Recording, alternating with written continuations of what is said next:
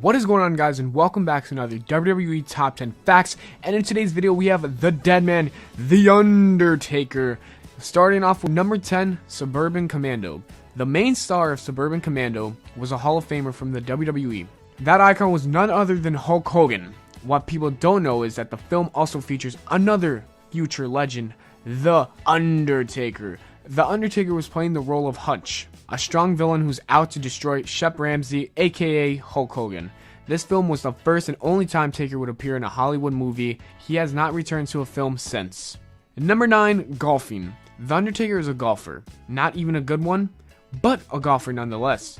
In an interview, he said, "I spend a lot of my time with my family, my children. I also work on my horrible golf game. I love golf, but I'm awful. For some reason, I go out there and make myself miserable because I'm so bad at it." It is weird picturing the dead man in a polo shirt and shorts on a golf course, to be honest. Number 8, the real estate investor.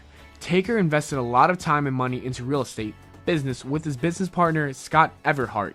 They created the Kalahart, which is a multi-million-dollar building located in Loveland, Colorado. This is another part of The Undertaker that is hard to see as a wrestling fan. The Phenom as a businessman? However, Taker is human, and these are everyday things done by humans. So you know what? Kudos to you, Undertaker. Number 7, a Paul Heyman guy. When people think of a Paul Heyman guy, the two names that pop up are Brock Lesnar and CM Punk. Other names like Curtis Axel, Ryback, Big Show, RVD, Taz, and more are sure to come up, as Heyman has many guys. However, when Heyman made his debut in WCW in 1988, one of the first guys he managed was in fact The Undertaker, aka Mean Mark Callis. They wouldn't last very long though, as Undertaker left for the WWE the next year.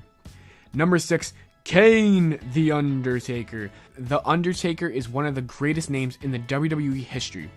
But it wasn't always simply The Undertaker. In 1990, around his debut in the WWE, the Phenom's name was Kane The Undertaker. The name did not last and they dropped the Kane portion. This allowed another superstar years later to use the name Kane when Glenn Jacob debuted as Kane. It was a good idea that the WWE decided to drop the Kane part. The Undertaker alone sounds so much better.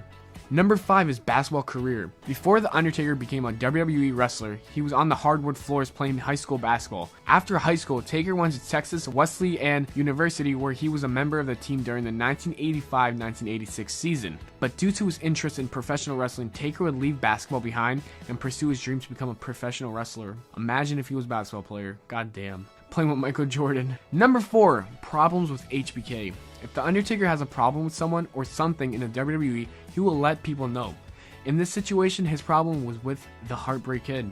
Shawn Michaels was at the peak of his career in the 90s, and he was a WWE champion. Michaels' backstage attitude wasn't liked with many superstars. Michaels was constantly telling Vince McMahon to screw over Bret Hart as if he had the power to make such a decision. The Undertaker was on Hart's side and said Michaels wasn't in place to make a decision like that. The incident between the two happened during the road to WrestleMania 15. The Undertaker said that Michaels had to drop his title to Stone Cold Steve Austin because of his rise in popularity. The Undertaker would confront Michaels and threaten to beat the shit out of him if he didn't lose the match as planned. Thankfully, Michaels went with the storyline and lost to Austin. Number 3, Brad Pitt and Angelina Jolie. This next story involves movie star couple Brad Pitt and Angelina Jolie, as well as the home of The Undertaker. While Pitt and Jolie were filming a movie, they rented a house in Cedar Creek, Texas, which is located near Austin. The house was owned by The Undertaker himself, who let the couple rent his home. The house has a wrestling ring and a master bedroom larger than most houses because it was custom sized for the dead man. Number 2, Kurt Angle plane fight. This is a funny and interesting story including The Undertaker, Vince McMahon, and Kurt Angle. This is how the story goes. Vince McMahon once jumped Angle backstage as a joke and brought him down to the floor. After this, McMahon would often tell Kurt Angle that he was the only guy to ever take down Angle. One time on a plane ride, Angle decided to get his revenge by taking down Mr. McMahon. During one of their little fake fights, the noise was loud and woke up The Undertaker. When he noticed what was going on, Taker wanted to help Vince McMahon and he choked out Kurt Angle because he was unaware that McMahon and Angle were just messing around. What a great employee, let me tell you that. And number 1, the Eggman. The 1990 Survivor Series was the infamous debut of The Undertaker and is a moment of wrestling's greatest debuts. But it almost never happened. During the months leading up to Survivor Series, a giant egg was on display at WWE events. When the event came closer, the egg began to hatch and a man in a giant turkey costume came out. The original plan was to debut a new superstar called the Eggman. The Undertaker was supposed to be that man, but thankfully they pulled the idea out. Imagine if the Undertaker had became the Eggman instead of the Dead Man.